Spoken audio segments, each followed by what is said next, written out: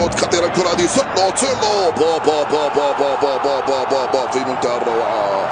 جول ولا أروع من سيرلوت يفتح مجال التسجيل. المهاجم النرويجي تمريرة من روجيري لسيرلوت، خرج بروعة أمام الحارس ديروتو، حتى في ديتورو وحتى في الزاوية اليسرى. من هنالك 1-0 لأتلتيكو مدريد بعد 8. سيرلوت ضيعها. سيرلوت رائع الكرة هذه في هجمة سريعة جدا معاكسة. الماضى لسيرلوت، وسيرلوت وحده وجها لوجه، كورته تضرب في الحارس. شوف الروعة. رافامير رائعة.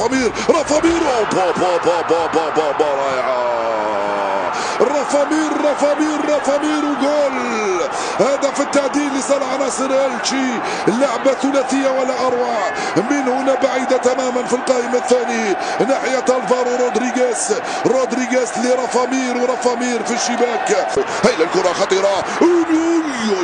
سيميوني رائعة الكرة هذه من هنالك على الجهة اليمنى. سيميوني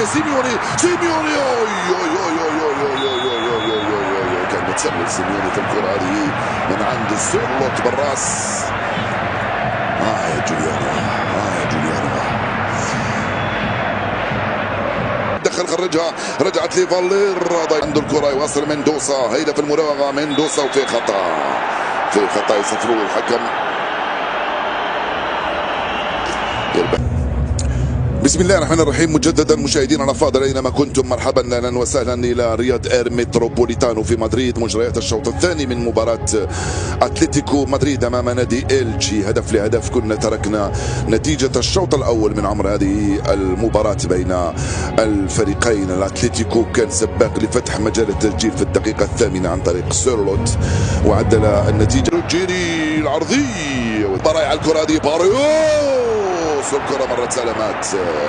رائعة كرة باريوس هنا، والكرة خرجت. الحل الوحيد هو هكذا كرة بينية.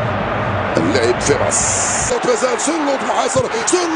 فيباس رودريغيز صعبة وخطيرة، ما زالت خطورة. سيرلوت يرفعها خطيرة. هانسكو الحارس. اللعبة كانت رائعة. هانسكو وبين أحضان الحارس ديجورو. اللعبة كانت ممتازة، وتمريرة هانسكو تمريرة سيرلوت رائعة لهانسكو. لي جاراغير والحارس لفريق إلتشي.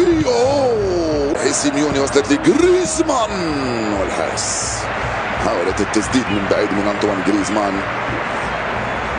531 كرة مرفوعة بالراس. تيتيان خطيرة وجول. ضاعت فرصة إضافة الهدف الثاني لصالح عناصر أتلتيكو مدريد.